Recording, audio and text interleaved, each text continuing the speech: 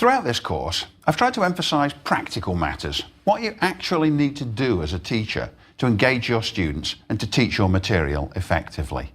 But now let's take half a step back and look at the broader picture. Education's an area that encourages utopian hopes and delusional ideas, among politicians most of all, but also among teachers, students, administrators and parents. Nearly everybody wants something from education which it's not actually going to be able to provide. In this lecture, I'll try to identify and to dispel some of the commonest illusions and half-truths about teaching. In a way, the half-truths are the most difficult to identify and to deal with because of their superficial reasonableness. I'll try to be particularly thorough in explaining why they're only half true and what we discover about our work and about the people around us when we look at the other half. Now, it's sometimes quite painful to go into this question because along the way we'll endanger some of our most cherished principles, such as the idea that all people are equal. It's certainly true that they're all equal in the sight of God, but it's certainly not true that they're equally gifted intellectually, or equally educable, or equally driven. In the end, truly educated people are people who've learned how to educate themselves. Teachers can help, and they can certainly point learners in the right direction and stop them from going down blind alleys. But in the last resort, the learner has got to want to learn. All right, so let's take up one of these common statements. Learning is easy and most people are willing to do it. That one is completely false. The reality is that learning is difficult and that most people strongly object to doing it. The fallacy is even embedded in the title of legislation such as No Child Left Behind. And it shows that politicians are extremely susceptible to delusional thinking, or else, of course, there's the possibility that politicians are sometimes a tiny bit cynical. That statement doesn't come to grips with the reality that many children want to be left behind, especially if keeping up means going to school every day for 12 years and then heading off to college to do even more hard work. Even at highly selective colleges where the tuition is now approaching $40,000 a year, students greet the news that class is cancelled for the day with cheers, not tears. I mean, if I sometimes say I've got to be in Washington working with the teaching company and I'm afraid class is going to be cancelled on Wednesday, you might think they'd rise up in indignant rebellion in view of how much it had cost, but they don't. They're just glad to take the day off. And that's a reminder to us of the fact that learning isn't easy, and when they hear they're going to get a break from it, they're content. Our job as teachers is to acknowledge that we're trying to get students to undertake a job that's difficult and often unpleasant. We need to find ways to motivate the students without deceiving ourselves into thinking of education as intrinsically likable. There are occasional moments of levity and cheer and some moments of fun, as I've shown, but a lot of it, even under the best conditions, is a tough grind. Perhaps it's worth remembering that throughout most of the history of education, teachers always used to beat their students, the implication being it's horrible and that only if the children are afraid of being beaten will they learn at all. Now, one myth that stands between many an average teacher and a great one is the idea that teachers' job is simply to pour knowledge into the students, like filling up a bucket with water, and that that's really the extent of their jobs. Listen to what Professors Pollock and Nowicki have got to say about that fallacy. It's kind of counterintuitive for many students. They walk into a classroom and, especially if they're freshmen, they have this idea that college classes are a transmission of knowledge and that they're going to write notes and passively receive wisdom from the physics professor. Well, one of the challenges I've always had in a large lecture course is to get students to sort of move away from their suppositions of what's about to happen. You know, instead of them coming in and expecting me to just pour out wisdom, I want them to really think about what's going on. I'm not the center of the classroom. The student is the center of the classroom. And everything that I do now in my class, I'm trying to think about how to put both responsibility and value to the student to do the learning in the classroom. Great teachers take into account that while we still must memorize a great deal, the real task is to help people process the information they have. A point I've tried to emphasize throughout this course is that biology teachers are trying most of all to make their students think like biologists. and that history teachers are trying to make their students think like historians. What about the idea that education is for everybody? Now, this is one that's half true. It's half true as the spread of near universal literacy has proven. We live in a world where most people can read and write. And we look back on societies that were mainly illiterate, which is to say most societies in the history of the world, with regret and dismay. Because over the last 200 years, the advanced Western industrial societies have shown that mass education and mass literacy are in fact possible. We now know that conservatives who assumed back in the 17 and 1800s that literacy for everyone was impossible were just wrong.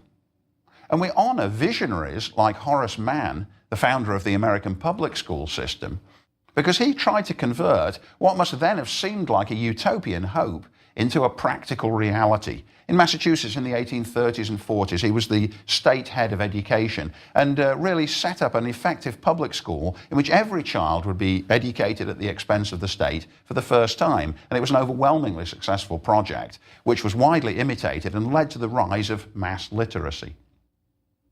Incidentally, as I said in the last lecture, I believe it's possible for just about everyone to draw and to sing, also to write poetry and to play musical instruments. And I regret that most people after the age of about 10 do almost none of those things. With the right incentives, we could make it happen. But on the other hand, the idea that universal educability the idea of universal educability is half false. The very rarity of exceptional intellects suggests that very strongly. The vast majority of educated people have got vocational ends in view. There's nothing wrong with that. In fact, it's good that that's so. But it ought to warn us that most people undergo education or endure it because they have to, for ulterior motives, rather than because they want it for its own sake. Of course, our job as teachers is to teach them regardless of their motives, but we should always have a realistic appreciation that for many of them, they don't actually want to be in school. They're simply putting up with being in school because of what will the benevolent eventual outcome of that process is going to be. What about this statement? With enough effort and goodwill, a teacher can make all his or her students achieve success. It's completely false. Many people enter the teaching profession over-optimistic. They believe that they are going to be able to transform their students' lives. And when they come up against the harsh reality, many of them become disillusioned and burn out. It's much better to enter the teaching world with a realistic sense about what they can achieve and about what their students can achieve, because then it's less likely that they're going to be disillusioned by the harsh realities. A teacher's job is to strike a balance between doing everything possible to help the students without internalizing the failures of the low achievers, those who simply don't or can't be bothered. So a closely related point is the idea that a good teacher makes all the difference, something we've all heard many times. I would say that that was a half-truth. Nearly everyone can recall a wonderful teacher who set them on the road to learning, and it's certainly true that anyone who's never had a good teacher is extremely unlikely to become one him or herself. That's certainly true in the case of the people I interviewed for this course. Listen to John Hale and Jeanette Norden talking about exceptional teachers in their own pasts. My grandmother had had a child, my aunt, who'd been deathly sick for part of her childhood, so my grandmother had to become a school teacher to do the homeschooling, and ultimately opened a kindergarten at home, and neighborhood children came. This is before I was born. But she still had all those books, and she still had the habit of teaching. And one of my earliest memories of her is she'd play games with us, that we were teaching games. I think I was probably 4 or 5, where the game was pictures of faces where something was missing. The ears or the nose or the mouth or the eyebrows or something. And it finally got down to pupils in the eye and things like that. She would lead us deeper and deeper in, making us look at paintings. And this was probably I was 7 or 8. Can you see a geometrical form in this painting like a triangle or a circle? And so we'd look at those Renaissance paintings where the arms are in different gestures, and you find that it's all a circle or a triangle or a golden rectangle or something. And the whole idea, both with the faces and with those paintings, that you need to really look. The way you see things initially may not be the whole story. So I signed up for this 19th century philosophy class, why not? Okay. And it changed my life. It changed my life. Robert Solomon made me a lifelong lover of philosophy. And even today, if I have a choice of reading a book, it might be a philosophy book that I choose because of him. And he taught me one semester. And it was something like 30 some years later, I had dinner with him and I told him how he had changed my life. And he just beamed and he said, this is what every teacher wants to hear. And to me, that's what great teaching is about. It's when you transform people's lives, you make a change in them that they remember. That's why it's important, as I suggested at the beginning, that you should try to motivate the students to want to please you, and then show how pleased you are when they do well. On the other hand, it's half false, because although the teacher might stimulate the imagination or spark a student's ambition, the student's then got to do the hard work himself or herself. The longer I work as a teacher, the more clearly I realise that the really highly educated people have educated themselves. Teachers preside over the process, they push students in the right directions, they warn them away from dead ends, and they energise them. But unless students themselves have the desire and the self-discipline, no amount of good teaching is going to make any difference. Another myth is that the teacher knows it all or should know it all. The idea that you can't teach unless you know everything. And very closely tied to that myth, the idea that teachers will lose all their authority if they ever get anything wrong. It's easy to explode that myth just by looking at this little section of film. I think it's useful for the students to see us engage in a banter. Crossbreeding, that if you get rid of the behavior. Right. Yeah. So what you're getting the pre-zygotic mating separation, right? Point taken. Right. And part of that is that they are disabused of the notion that somehow the professor is always right. But part of it is to model an interaction, a dialogue, which I think is really a very important thing for students to get out of a college education, knowing how to talk about things in an intelligent way. Maybe one of the chickens was smart enough to hide in the rafters where the fox didn't see him.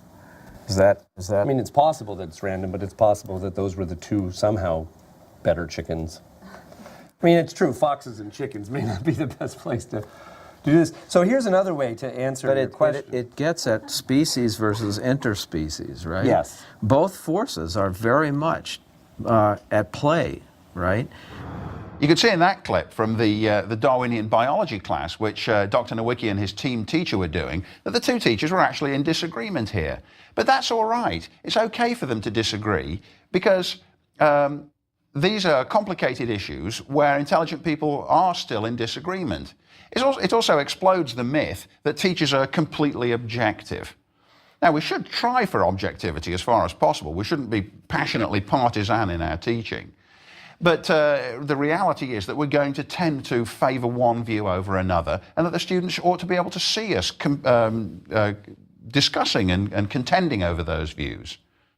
And of course, it's a reminder to the students that these are difficult questions that even their teachers haven't fully settled once and for all. The higher up you go in the level of education, the more likely that is, and students need to be aware of it. Another terrific falsehood is that in education, you get what you pay for. This simply isn't true. And in view of the cost of education today, I think it's particularly important to pay very close attention to this one, and also to ask yourself hard questions in relation to it, especially if you're thinking about committing an enormous amount of money to the education of your own children. Now, the falsehood of this idea follows directly from the fact that student motivation is by far the most significant variable. A student who does no more than the minimum of work will get no more than an adequate functional education, no matter how much he or she or his or her parents have paid for it. Conversely, the really dedicated and motivated student can achieve magnificently at bargain basement prices, simply by spending a lot of time in the public library or in the library of the community college doing hard, conscientious, disciplined learning.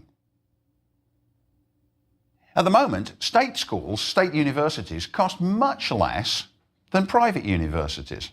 But a student with the right attitude is just as likely to thrive in the one as in the other.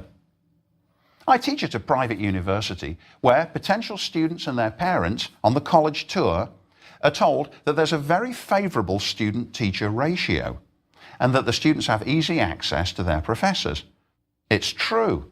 But as I suggested earlier, the reality is that hardly any of the students take advantage of our accessibility. Most of them come to see their professors only immediately before exams or when a paper deadline is very close, except for the intellectually motivated minority who often later go on to become faculty members themselves. What about the related claim that students who go to private universities or the Ivy League schools have an overwhelming advantage over everyone else? I think that's related to the previous one. It's not wholly false, but neither is it wholly true. It's another of the great half-truths. Think about it this way. The advantage of going to the Ivy League comes mainly after you've already graduated. In other words, the advantage comes from having gone there rather than in actually being there. And that's because if you're a Yale or Harvard alum, you have access to an enormous network of alumni for getting jobs. And of course, the wow factor among potential employers is very high. Even inside academic life, there's no question that as soon as somebody knows that you're a graduate of Harvard or Yale or Columbia or Princeton, instantly a whole array of assumptions are attached to you, rightly or wrongly, and you're more likely to get the good job and more likely to be thought of as wise and dependable. Now, when you're actually there, as you know, your own attitude matters most of all. Those who are working conscientiously at Princeton will in fact do extremely well, but those who are slacking off probably won't. But there is a marginal advantage to being actually educated at such places, in the sense that the peer group you're with is likely to be a very, very good one indeed. In other words, the peer pressure in the Ivy League is likely to be conducive towards working and competing very hard, rather than conducing to time wasting and to other activities which have got nothing to do with education. So it is true that the intellectual pursuits are likely to be undertaken in a very dedicated way at those schools. Here's another complete falsehood, that the best teachers are employed at the best colleges and universities. It simply isn't true. Academic hiring actually has very little to do with teaching.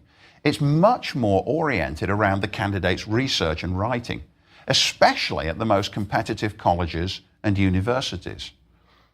Now, parents and students often get indignant about this, and no wonder they do. They anticipate that by sending their children to the best places, they're going to get the best teachers, but they aren't.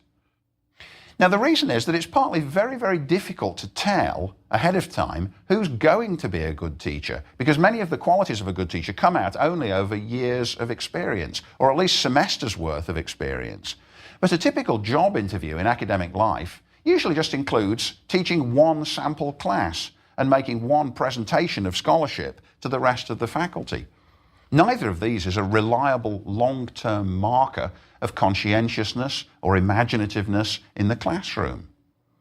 And it's definitely a myth that all the college teachers have the training to be teachers. Most haven't been trained at all. They're completely self-taught. I can illustrate all this from my own experience by giving you an anecdote. I studied for my PhD at Berkeley, University of California, in the 70s and 80s. And in the mid-1980s, as we finished our doctoral degrees, my contemporaries and I all went onto the job market. In those days, there were far more PhDs than there were jobs in the humanities and the social sciences, and incidentally, that's a situation which is still true today. Some of us did get jobs, some of us didn't. But it certainly is not the case that the best teachers got the best jobs in the best private universities, and that the second best teachers got jobs in the lesser universities, leaving the worst teachers entirely out in the cold or picking up an income at the community colleges. Not at all. Of all my contemporaries and colleagues who were hired as professors, their ability or lack of ability as teachers was never in any way a factor. Scholarship counted for far more in every single case. And of course what that means is that whatever college a student goes to, he or she may have the good fortune of encountering good teachers, but equally he or she may not, and the quality of the school is no guarantee at all of the quality of the teaching. First-rate scholars may be good teachers, but equally they may not be. Research and teaching require different qualities, that they can go together, and in the interviews you've seen with our chosen professors, they do go together, but very often they do not. In an earlier lecture, you heard from some students saying, it was quite clear to me that my teacher regarded the teaching as a distraction from the research in which he was principally interested. Now, at first-rate universities, at the Tier 1 universities, the faculty members are acutely aware that it's actually dysfunctional for them to spend too long on their teaching, because devoting their time to research and writing is what wins them all the best things that the university has to offer: to get promoted, to be paid better, to become eligible for leaves and for grants. All these things flow out of the research, not out of the teaching. So a top-level university professor who spends his time teaching, in a way, is using his time unwisely from a strictly professional point of view. So it all depends on the particular teacher's willingness to think about the connection and his or her willingness to work hard on both. They don't necessarily go together at all. What about the idea that, for educators, it's vital to uphold the student's self-esteem at all costs? I would say that that's a half-truth. It's appropriate to encourage the students to believe that they can do the work, and of course, almost nobody thrives on a diet of unvaried criticism and disapproval. Positive reinforcement is still central to nearly every good teacher's equipment bag. Especially with marginal students, very often there, where a student is struggling but nevertheless has the right general will, is willing to try, you've got to look for something to say about them which will encourage them to keep trying to work on mastering the other necessary skills. On the other hand, it's mischievous to imply that students have done well when they haven't. And there is still something to be said for frankly criticising poor performance and for holding students accountable for bad work. You've heard me say various harsh things during this course. Now I'll say another one. I sometimes find it extremely effective to make students feel a little bit embarrassed about not having done an assignment, or to say to them, "Don't you feel ashamed?" Now, perhaps I can get away with that because I'm a Brit. In other words, they think, wow, what a horrible thing for him to say, but, he's a foreigner, so that's why. But one way or another, we need to preserve this negative side of the judgment line. Otherwise, of course, all the praise we give becomes completely hollow. We've got to criticise as well as praise, or else we ourselves are sort of adopting a cynical view that they can only be good, which of course is not true. Now that leads me on to another point closely related. You've got to learn as a teacher how to be skeptical, but you've got to resist the temptation to become cynical. You may wonder whether I've become cynical about my work as a teacher and about higher education altogether. And the answer is not at all. No, I've still got a lot of faith in it. I love it and I'm very, very proud to be associated with it. But I'm always skeptical. I'm constantly encountering students who test my goodwill. I'm constantly encountering circumstances where I hope for the best, but find something much, much less than the best. For example, I mentioned earlier that one of my jobs is teaching graduate students. Now, graduate school is an extremely arduous process. And at every stage of graduate school, people drop out.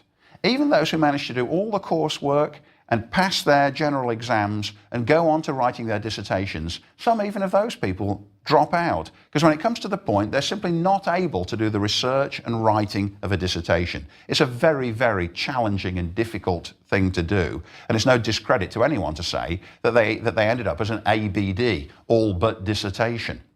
Painful to encounter, because these are people who've run the first 23 miles of the marathon, but that still doesn't mean that they're going to be able to do the last 3.